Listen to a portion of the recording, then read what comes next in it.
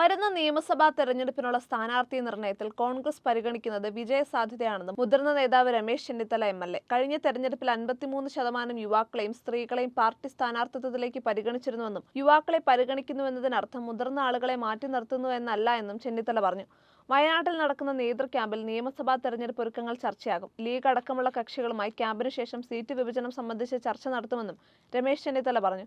മാധ്യമപ്രവർത്തകനെ തീവ്രവാദി എന്ന് വിളിച്ച സംഭവത്തിൽ തിരുത്തിയില്ലെങ്കിൽ വെള്ളാപ്പള്ളി തിരുത്തണ്ടെന്നും ചെന്നിത്തല പറഞ്ഞു. സമൂഹത്തിൽ മതനിരപേക്ഷ നിലപാടാണ് ആവശ്യം. മുഖ്യമന്ത്രി പിണറായി വിജയൻ കേരളത്തിൽ മതസ്പർദ്ധ വളർത്താനുള്ള ശ്രമങ്ങൾ നടത്തുകയാണെന്നും ചെന്നിത്തല കുറ്റപ്പെടുത്തി.